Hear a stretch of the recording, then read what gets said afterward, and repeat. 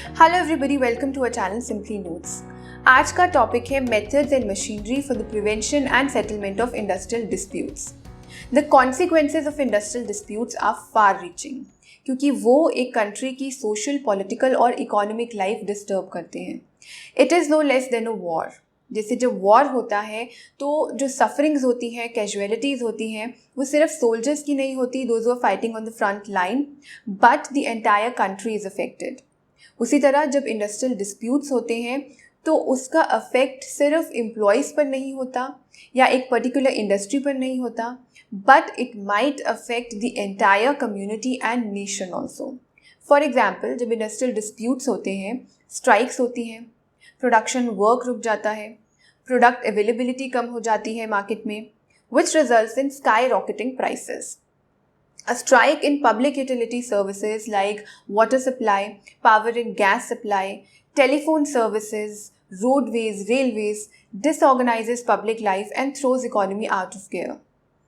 The workers are badly affected in many ways. उनको wages नहीं मिलते, उनको day to day expenses निकालने मुश्किल हो जाते हैं, उनकी family life disturb हो जाती है।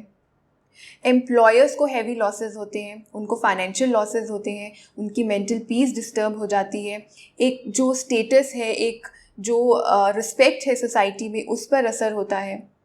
सो इंडस्ट्रियल पीस के लिए ये बहुत ज़रूरी है कि जो कॉज है इंडस्ट्रियल डिस्प्यूट का, उसे एलिमिनेट किया जाए। और इसके लिए एक प्रिवेंटिव मशीनरी होती है ताकि डिस्प्यूट्स हो ही ना, कॉन्फ्लिक्ट्स हो ही ना।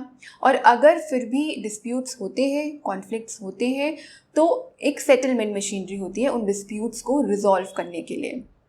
इस वीडियो में हम प्रिवेंटिव मशीनरी स्टडी करेंगे और सेटलमेंट मशीनरी के लिए हमने सेपरेट वीडियो अपलोड की है, जिसका लिंक मैं डिस्क्रिप्शन बॉक्स में शेयर कर रही हूँ। अदरवाइज़ ये वीडियो काफ़ी लंबी हो जाएगी and you will also start losing interest after few minutes. तो चलिए शुरू करते हैं प्रिवेंटिव मशीनरी से। Preventive machinery is also called voluntary और non statutory machinery. Preventive machinery होती है डिस्प्यूट्स या कॉन्फ्लिक्ट्स अवॉइड करने के लिए, ताकि डिस्प्यूट्स हो ही ना। और इसके अंडर जो मेथड्स आते हैं वो हैं workers participation in management, collective bargaining, grievance procedure, tripartite bodies, code of discipline and standing orders. Let's study these methods one by one. सबसे पहले बात करते हैं वर्कर्स पार्टिसिपेशन इन मैनेजमेंट की। So it is a method whereby the workers are allowed to be consulted and to have a say on the management of the unit. तो workers participation का मतलब है जो नॉन मैनेजरियल एम्प्लॉयज़ हैं उनकी participation, उनका involvement organisation के decision making process में। इससे एम्प्लॉयज़ को एक मेंटल, साइकोलॉजिकल, इमोशनल सेटिस्फेक्शन मिलती है और लेबर मैनेजमेंट रिलेशंस इम्प्रूव होते हैं। वर्कर्स पार्टिसिपेशन के अंडर भी बहुत सारे मेथड्स हैं, मोड्स हैं। Few of these methods we are going to discuss in this video. First is work committee, second is suggestion scheme, third is joint management councils, fourth is worker directors, fifth is co partnership. ज़्यादा detail में मैं ये methods discuss नहीं करूँगी, otherwise ये video काफ़ी लंबी हो जाएगी। I have made a separate video on workers participation in management, तो वहाँ पर आप डिटेल में ये सब टॉपिक स्टडी कर सकते हैं। स्टार्टिंग विद वर्क कमेटी, किसी भी एंटरप्राइज में जहाँ 100 या 100 से ज़्यादा वर्कर्स काम करते हैं, वहाँ पर वर्क कमेटी फॉर्म की जा सकती है और इसमें इक्वल नंबर ऑफ रिप्रेजेंटेटिव्स होते हैं, एम्प्लॉयर्स के भी और एम्प्लॉयज़ के भी। दोनों के बीच में फ्रीक्वेंट मीटिंग्स होती हैं कॉमन प्रॉब्लम्स को लेकर, जो डे टू डे मैटर्स हैं उनको लेकर। जो भी मीटिंग्स होती हैं, डिस्कशंस होती हैं, उसमें एक जॉइंट डिसीजन लिया जाता है which is binding to both the parties. In India, there is a statutory provision for the establishment of work committee under Industrial Dispute Act 1947. Mainly जो मैटर्स होते हैं वो वर्क कंडीशन से रिलेटेड होते हैं या सेफ्टी एंड एक्सीडेंट प्रिवेंशन से related होते हैं और providing amenities like drinking water, canteens etcetera, इनसे रिलेटेड मैटर्स होते हैं। मतलब वर्क कमेटी में डे टू डे फंक्शनिंग से रिलेटेड मैटर्स डिस्कस होते हैं। Next method under workers participation is suggestion schemes. Suggestion scheme के अंडर एक सजेशन बॉक्स इंस्टॉल किया जाता है हर डिपार्टमेंट में और वर्कर्स अपने सजेशंस लिखकर ड्रॉप कर सकते हैं सजेशन बॉक्स में। इन सजेशंस को मंथ एंड में कलेक्ट किया जाता है और फिर जो भी सूटेबल डिसीजन है वो लिया जाता है by a committee consisting of the representatives of the workers and management. जो सजेशंस अच्छे होते हैं, यूजफुल होते हैं, उनको इम्प्लीमेंट किया जाता है और वर्कर्स को रिवॉर्ड भी दिया जाता है उनके सजेशंस के लिए। Next is joint management councils. ये काउंसिल सेटअप किए गए थे 1958 में ताकि मैनेजमेंट एंड लेबर के बीच में कॉर्डियल रिलेशंस डेवलप हो पाए, उनके बीच में ट्रस्ट हो, एक दूसरे के लिए अंडरस्टैंडिंग हो। इसमें इक्वल नंबर ऑफ रिप्रेजेंटेटिव्स होते हैं मैनेजमेंट के और वर्कर्स के। The council discusses various matters relating to the working of the industry like working conditions, indiscipline, accident prevention, medical and health services, administration of welfare funds and recreational activities, wages, bonus, individual grievances, workers की personal problems. These are outside the scope of the joint management councils. ये collective bargaining के matters हैं। So JMCs में wages, bonus, workers की personal problems पर discussions नहीं होती। जो भी डिसीजंस होते हैं they are not binding on either party, मतलब वो मैंडेटरी नहीं होते हैं। Another important point is work committee works at shop floor level and JMCs at plant level. Next form of workers participation is worker directors. Worker director का मतलब है एक worker जो कंपनी के बोर्ड ऑफ डायरेक्टर्स का member है और represent करता है कंपनी के बाकी के वर्कर्स को।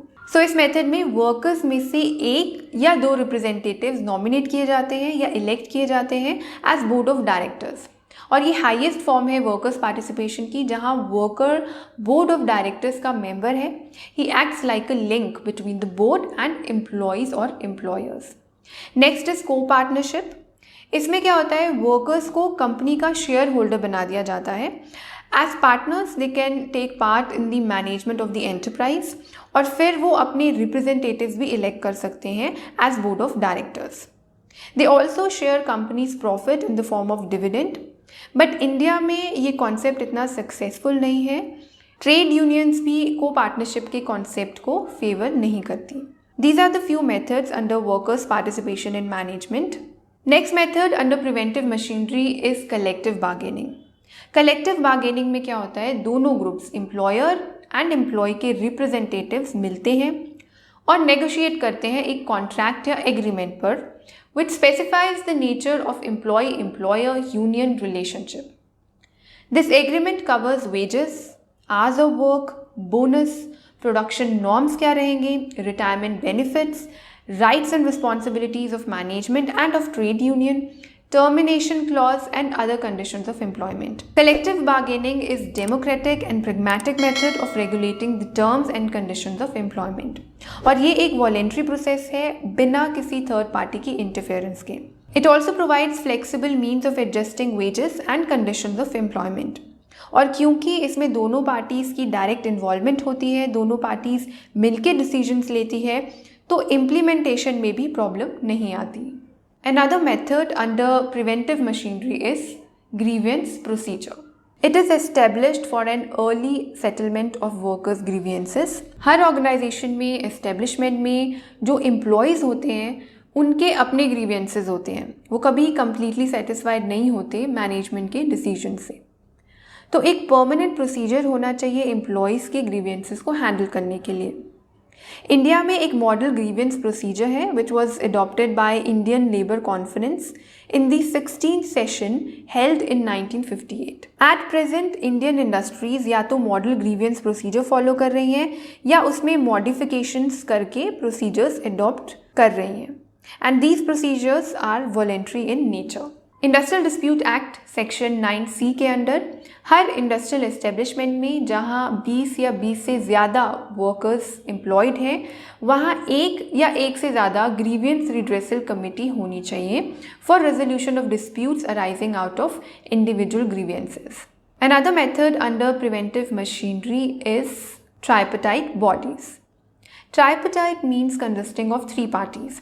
So there are three parties involved in this consultative machinery: representatives of employees organization, representatives of employers organizations and government.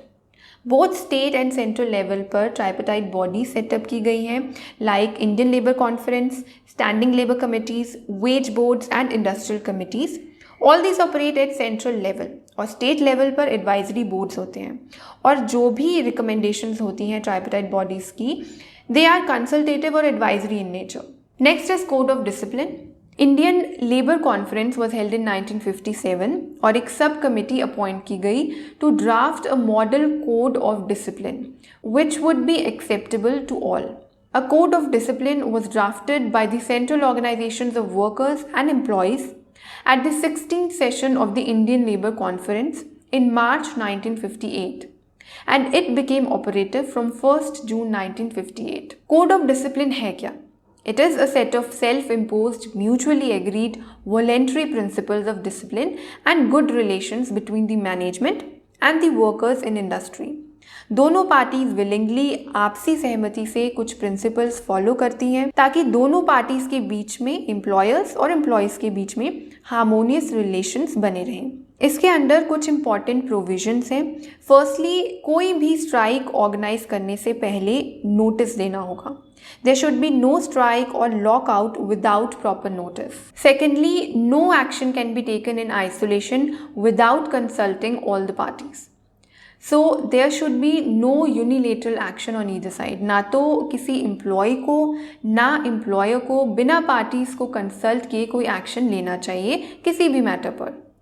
दोनों एम्प्लॉयर और एम्प्लॉय को अपनी राइट्स एंड रिस्पॉन्सिबिलिटीज़ पता होनी चाहिए and they should be committed towards their responsibilities.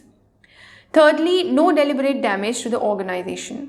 जानबूझ के ना तो प्लांट को ना प्रॉपर्टी को नुकसान पहुंचाना चाहिए। Fourthly, act of violence, intimidation, coercion और instigation should not be resorted to. दोनों पार्टीज में से कोई भी किसी भी प्रकार की हिंसा नहीं करेगा, कोई भी किसी को धमकाएगा नहीं, किसी भी तरह का दबाव नहीं डालेगा और ना कोई किसी को भड़काएगा। फिफ्थली, मैनेजमेंट बिना वर्कर्स की सहमति के और बिना उनसे कंसल्ट किए वर्कलोड इंक्रीज नहीं करेगी। Sixthly, all the disputes should be settled through existing machinery for the settlement of industrial disputes agreed by both the parties. So ये कुछ प्रिंसिपल्स हैं, एलिमेंट्स हैं, फीचर्स हैं कोड ऑफ डिसिप्लिन के। ये कोड ऑफ डिसिप्लिन इसलिए establish किया गया था ताकि एम्प्लॉयज़ और एम्प्लॉयर्स में हार्मोनियस रिलेशनशिप हो और एक कॉर्डियल एटमॉस्फेयर हो इंडस्ट्रियल यूनिट में। किसी भी तरह के डिस्प्यूट्स और उनकी वजह से जो वर्क पर असर होता है उसको अवॉइड करने के लिए। अब क्योंकि कोड ऑफ डिसिप्लिन की कोई लीगल लायबिलिटी तो है नहीं, so over the years it has proved to be difficult for the employees as well as the employers to abide by self-imposed discipline in terms of obligations backed only by moral sanction. Next method under preventive machinery is standing orders. Employers and workers के बीच में healthy relationship develop करने के लिए या maintain करने के लिए कुछ terms and conditions होती हैं employment की। यहाँ रोल आता है standing orders का। Standing orders refer to rules and regulations which govern the conditions of employment of workers. Standing orders बताते हैं कि दोनों employees की और employers की क्या क्या duties होनी चाहिए, क्या responsibilities होनी चाहिए। Industrial employment standing order act 1946 के अंडर हर इंडस्ट्रियल एस्टेब्लिशमेंट में जहाँ 100 या 100 से ज़्यादा वर्कर्स हैं वहाँ ज़रूरी है स्टैंडिंग ऑर्डर्स सेट किए जाएं in consultation with the workers. Centre और स्टेट गवर्नमेंट ने मॉडल स्टैंडिंग ऑर्डर फ्रेम किया है जो फैक्ट्रीज चाहे तो अडॉप्ट कर सकती हैं। Employers have to follow the specified rules and procedures laid down regarding work hours, leave and holidays, stoppage of work, termination of employment, disciplinary action for misconduct। मतलब अगर कोई मिसकंडक्ट होता है एम्प्लॉय की या वर्कर की तरफ से तो कितना फ़ाइन लगाना चाहिए या कितने टाइम के लिए सस्पेंड कर सकते हैं, कौन कौन से एक्शंस हैं जो मिसकंडक्ट में आते हैं। एम्प्लॉयर अगर फेयरली ट्रीट नहीं करता वर्कर्स को तो वर्कर्स कैसे कंप्लेन कर सकते हैं। So all these things are specified in standing orders. ये सब कंडीशंस अगर प्री स्पेसिफाई ना की जाएं तो इंडस्ट्रियल रिलेशंस ख़राब हो सकते हैं and it may cause industrial unrest and affect the industrial peace. So these are the methods under preventive machinery. ये precautionary methods हैं ताकि employees और employers के बीच में conflicts या disputes या किसी भी तरह का friction ना हो. बट अगर फिर भी उनमें डिसएग्रीमेंट होता है, because they can not be on the same page always, there will be difference of opinion, तो उस केस में सेटलमेंट मशीनरी होती है उन डिस्प्यूट्स को, उन कॉन्फ्लिक्ट्स को रिजॉल्व करने के लिए. That we are going to study in our next video. I hope आपको ये वीडियो अच्छी लगी हो, यूजफुल लगी हो.